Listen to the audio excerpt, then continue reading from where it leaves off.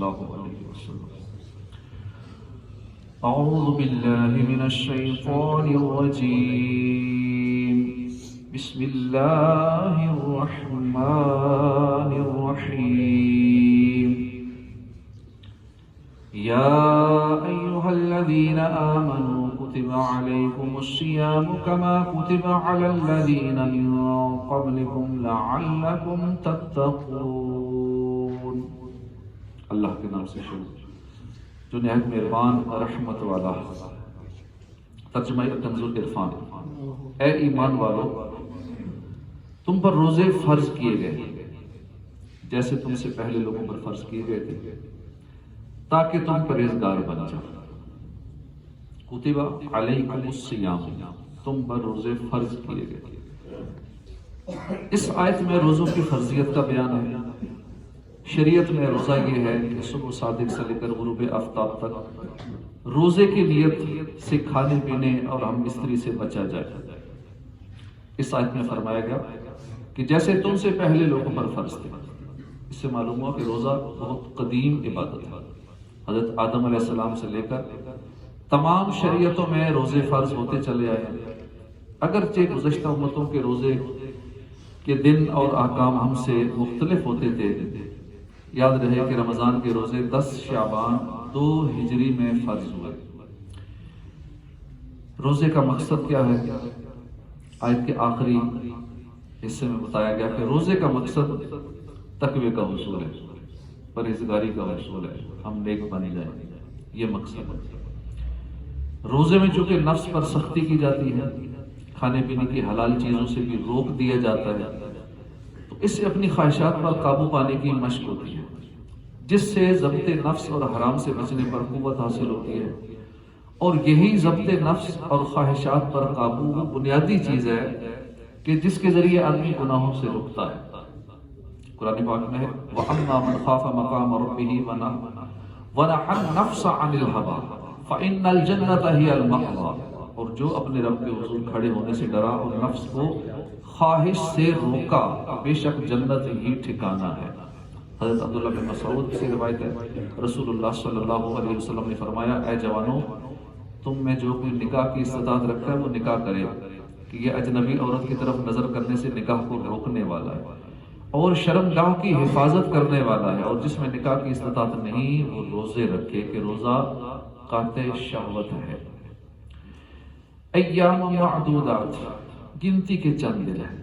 فمن كان منكم مريضا او على سفر فعدة من ایام اخر، گنتی کے چند دن ہیں، تو تم میں جو کوئی بیمار ہو یا سفر میں ہو تو اتنے روزے اور دنوں میں رکھے، اور جنہیں اس کی طاقت نہ ہو ان پر ایک مسکین کا کھانا فدیہ ہے۔ پھر جو اپنی طرف سے نیکی زیادہ کرے تو وہ اس کے لیے بہتر ہے، اور اگر تم جانو تو روزہ رکھنا تمہارے لیے زیادہ بہتر ہے۔ ایام معدودات، گنتی کے چند دن ہیں، اور آپ نے دیکھ لیا 20 دن کتنے تیزی سے گزرے۔ ابھی رمضان شروع ہوا تھا، پہلا عشرہ گزر گیا، دوسرا گزر گیا، تیسرے عشرے کا آغاز ہو گیا، اور واقعی گنتی کے دن ہیں جس تیزی کے ساتھ گزر رہے ہیں۔ فرض روزے گنتی کے دن ہیں، یعنی صرف رمضان کا ایک مہینہ ہے، 29 یا 30 دن کا، لہذا گھبرانے کی ضرورت نہیں، بلکہ یہ ذہن میں رکھو کہ جس رب نے تمہیں 11 مہینے کھلایا اور پلایا ہے، وہ اگر ایک ماہ صرف دن کے وقت میں کھانے پینے سے منع فرما دے، اور اس واقعے میں بھی تمہارے جسم اور روح، ظاہر و باطن، دنیا و آخرت کا فائدہ ہو تو ضرور اس کی اطاعت کرو۔ فمن كان منكم مريضا، تو تم میں جو کوئی بیمار ہے، حیض اور نفاس والی عورت کو تو روزے رکھنے کی اجازت ہی نہیں، وہ تو بعد میں قضا کرے گی۔ اس کے علاوہ بھی چند افراد ہیں جنہیں روزہ چھوڑنے کی اجازت ہے۔ آیت میں بطور خاص بیمار اور مسافر کو رخصت دی گئی ہے، لیکن یہ یاد رکھیں سفر سے مراد 3 دن کی مسافت تھا، یعنی 57.5 میل 92 کلومیٹر۔ اس سے کم سفر ہے تو روزہ چھوڑنے کی اجازت نہیں۔ مریض کو بھی رخصت ہے، جبکہ اسے روزہ رکھنے سے مرض کی زیادتی یا ہلاک ہونے کا اندیشہ ہو تو یہ روزہ چھوڑ دے اور بعد میں ممنوع ایام کے علاوہ اور دنوں میں روزہ رکھ لے۔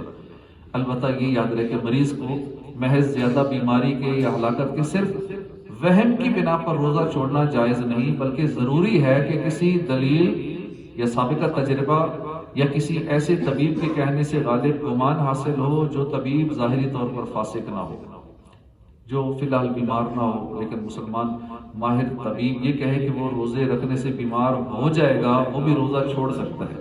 اگر ماہر ڈاکٹر کہتا ہے کہ آپ روزہ رکھیں گے تو بیمار ہو جائیں گے تو وہ بھی روزہ چھوڑ سکتا ہے۔ حاملہ یا دودھ پلانے والی عورت کو اگر روزہ رکھنے سے اپنی یا بچے کی جان کا یا اس کے بیمار ہو جانے کا اندیشہ ہو تو اس کو بھی افطار جائز ہے۔ جس مسافر نے طلوع فجر سے قبل سفر شروع کیا اس کو تو روزہ چھوڑنے کی اجازت ہے، لیکن جس نے طلوع فجر کے بعد سفر کیا اس کو اس دن کا روزہ چھوڑنے کی اجازت نہیں ہے کہ ابھی روزہ بند جیسے ہو چکا ہے تو اس کے بعد اس نے سفر شروع کرنا ہے، اب روزہ نہیں چھوڑ سکتا۔ ہاں سفر کے دوران اگر یہ وقت اس کا آتا ہے سحری کا تو اس دوران روزہ چھوڑنے کی اجازت ہے۔ اگر بعد میں دن کو سفر کرنا ہے یا صبح سفر کرنا ہے تو پھر روزہ چھوڑنے کی اجازت نہیں ہے۔ فدیۃ طعام مسکین، ایک مسکین کا فدیہ۔ شیخ فانی وہ بوڑھا جس کی عمر ایسی ہو گئی ہے کہ اب دن بدن کمزوری ہوتا جائے گا، جب وہ روزہ رکھنے سے عاجز ہو، یعنی اب نہیں رکھ سکتا، نہ آئندہ طاقت آنے کی امید ہے کہ روزہ رکھے، اس کے لیے جائز ہے کہ روزہ نہ رکھے۔ ہر روزے کے بدلے فدیے کے طور پر نصف سا یعنی 80 گرام کم 2 کلو گندم یا اس کا آٹا دے دے یا اس کی قیمت دے دے، اور اگر فدیہ جو سے دینا ہو تو گندم سے دگنا دینا ہوگا۔ یہ بھی یاد رہے کہ اگر فدیہ دینے کے بعد روزے رکھنے کی طاقت آ گئی دوبارہ سے تو پھر روزے رکھنے لازمی ہے۔ اگر کوئی شیخ فانی غریب اور نادار ہو اور فدیہ دینے کی قدرت بھی نہ رکھتا ہو تو وہ اللہ سے استغفار کرتا رہے، یعنی ایسا بوڑھا ہے کہ روزے بھی نہیں رکھ سکتا اور بعد میں کوئی طاقت آنے کی امید بھی نہیں ہے کہ اب دوبارہ رکھے گا، دن بدن کمزوری ہوتا جا رہا ہے اور فدیہ دینے کے بھی پیسے نہیں ہیں کہ ایک صدقہ فطر 320 روپے بھی کسی کو دے سکے، اب اسے اجازت ہے کہ اللہ سے استغفار کرے۔ اللہ کی رحمت کتنی وسیع ہے، کتنی آسانیاں ہیں، سچی توبہ کرتا رہے۔ فمن تطوع خیرا فهو خیر له، پھر وہ جو اپنی طرف سے نیکی زیادہ کرے تو اس کے لیے بہتر ہے۔ فدیہ کی مقدار تو مخصوص ہے، لیکن اگر کوئی زیادہ دینا چاہے تو بخوشی دے سکتا ہے، جتنا زیادہ دے گا اتنا ہی ثواب زیادہ۔ جیسے بعض صحابہ کرام نے نماز کے خوشی و خضوع میں فرق پڑنے پر پورا باغ صدقہ کر دیا۔ یہاں یہ بھی مسئلہ یاد رہے کہ مسافر اور مریض کو روزہ نہ رکھنے کی اگرچہ اجازت ہے، لیکن افضل یہی ہے کہ رکھ لے تو اچھا ہے۔ وَأَن تَصُومُوا خَيْرٌ لَكُمْ، تمہارا روزہ رکھنا تمہارے لیے بہتر ہے۔ طبی لحاظ سے روزوں کے بے شمار فوائد ہیں۔ روزہ رکھنے سے معدے کی تکالیف، اس کی بیماریاں ٹھیک ہو جاتی ہیں، نظام ہضم بہتر ہو جاتا ہے۔ روزہ رکھنے سے sugar level, cholesterol, blood pressure میں اعتدال آتا ہے، اس کی وجہ سے دل کا دورہ پڑنے کا خطرہ نہیں رہتا۔ روزے کے دوران خون کی مقدار میں کمی ہو جاتی ہے، اس کی وجہ سے دل کو انتہائی فائدہ مند آرام پہنچتا ہے۔ روزے سے جسمانی کھچاؤ، ذہنی ڈپریشن، نفسیاتی امراض کا خاتمہ ہوتا ہے۔ روزہ رکھنے سے موٹاپے میں کمی واقع ہوتی ہے، اضافی چربی ختم ہو جاتی ہے۔ روزہ رکھنے سے بے اولاد خواتین کے ہاں اولاد کے امکانات کئی گنا بڑھ جاتے ہیں۔ اعلیٰ حضرت فرماتے ہیں کہ ابھی چند سال ہوئے ماہ رجب میں حضرت والد ماجد خواب میں تشریف لائے، مجھ سے فرمایا اب کی رمضان میں مرض شدید ہوگا، روزہ نہیں چھوڑنا۔ ویسا ہی ہوا، اور طبیب وغیرہ نے کہا مگر میں نے بحمد اللہ تعالی روزہ نہیں چھوڑا، اور اس کی برکت سے اللہ نے مجھے شفا دی۔ کہ حدیث پاک میں صوموا تصحوا، روزہ رکھو تندرست ہو جاؤ گے، تو اللہ پاک نے مجھے روزے کی برکت سے صحت عطا فرمائی۔ شہر رمضان الذی انزل فیہ القرآن ھدی للناس وبینات من الھدی والفرقان، رمضان کا مہینہ ہے جس میں قرآن نازل کیا گیا، جو لوگوں کے لیے ہدایت ہے، رہنمائی ہے، فیصلے کی روشن باتوں پر مشتمل ہے۔ تو تم میں جو کوئی یہ مہینہ پائے تو ضرور اس کے روزے رکھے، اور جو بیمار ہو یا سفر میں ہو تو اتنے روزے اور دنوں میں رکھے۔ اللہ تم پر آسانی چاہتا ہے، تم پر دشواری نہیں چاہتا، اور یہ آسانیاں اس لیے ہیں تاکہ تم روزوں کی تعداد پوری کر لو، اور تاکہ تم اس بات پر اللہ کی بڑائی بیان کرو کہ اس نے تمہیں ہدایت دی، اور تاکہ تم شکر گزار بن جاؤ۔ شہر رمضان، رمضان کا مہینہ، اس آیت میں ماہ رمضان کی عظمت و فضیلت کا بیان ہے، اور اس کی دو اہم ترین فضیلتیں ہیں۔ پہلی یہ کہ اس مہینے میں قرآن اترا، دوسری یہ کہ روزوں کے لیے اس مہینے کا انتخاب ہوا۔ اس مہینے میں قرآن اترنے کے یہ معنی ہے کہ رمضان وہ مہینہ ہے کہ جس کی شان و شرافت کے بارے میں قرآن پاک نازل ہوا۔ قرآن کریم کے نازل ہونے کی ابتدا رمضان میں ہوئی۔ مکمل قرآن کریم رمضان کی شب قدر میں لوح محفوظ سے آسمان دنیا کی طرف اتارا گیا اور بیت العزت میں رہا۔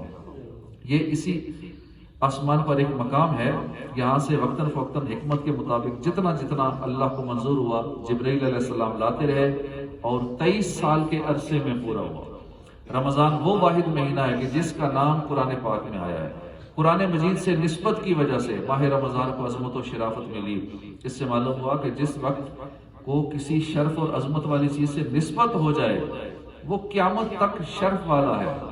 اسی لیے جس دن اور گھڑی کو حضور کی ولادت ہوئی اور معراج سے نسبت ہے وہ عظمت اور شرافت والے ہو گئے۔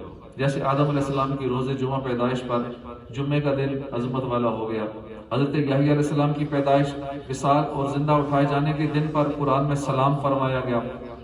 اسی طرح عیسیٰ علیہ السلام کا اپنی پیدائش وصال اور زندہ اٹھائے جانے کے دن پر سلام فرمانا قرآن میں ذکر ہے۔ والفرقان، اور حق و باطل میں فرق کرنے والا۔ اس آیت کی زیر تفسیر آیت میں قرآن مجید کی 3 شانیں بیان ہوئی ہیں۔ قرآن ہدایت ہے، روشن نشانیوں پر مشتمل ہے، حق و باطل میں فرق کرنے والا ہے، قرآن کے 23 نام ہیں، اور یہاں قرآن مجید کا دوسرا جو مشہور نام ہے فرقان، اس کا ذکر ہے۔ یرید اللہ بکم اليسر، اللہ تم پر آسانی چاہتا ہے۔ اللہ نے اپنی عبادت ہم پر فرض فرمائی لیکن اپنی رحمت سے ہم پر تنگی نہیں کی، بلکہ آسانی فرماتے ہوئے متبادل بھی عطا فرما دی۔ روزہ فرض کیا لیکن رکھنے کی طاقت نہ ہو بعد میں رکھنے کی اجازت دے دی، بعض صورتوں میں فدیے کی اجازت دے دی۔ کھڑے ہو کر نماز نہیں پڑھ سکتے تو بیٹھ کر نہیں پڑھ سکتے تو لیٹ کر پڑھ لیں، اشارے سے پڑھنے کی اجازت دے دی۔ 1 مہینہ روزے کا حکم فرمایا، 11 مہینے کھانے کی بھی اجازت دے دی۔ رمضان میں بھی راتوں کو کھانے کی اجازت دے دی، بلکہ سحری اور افطاری کے کھانے پر ثواب کا وعدہ بھی فرما دیا۔ گنتی کے چند جانوروں کا گوشت حرام قرار دیا تو ہزاروں جانوروں اور پرندوں کا گوشت حلال بھی فرما دیا۔ کاروبار کے چند ایک طریقوں سے منع کیا تو ہزاروں قسم کے طریقے مال کمانے کے جائز بھی قرار دے دیے۔ مرد کو ریشمی کپڑوں سے منع کیا تو 20 قسم کے کپڑے پہننے کی اجازت بھی دے دی۔ الغرض یوں غور کریں تو آیت کا معنی روزے روشن کی طرح ظاہر ہو جاتا ہے کہ اللہ تعالیٰ ہم پر آسانی چاہتا ہے، ہم پر تنگی نہیں چاہتا۔ وَلِتُكْمِلُوا الْعِدَّةَ، اور تاکہ تم گنتی پوری کرو۔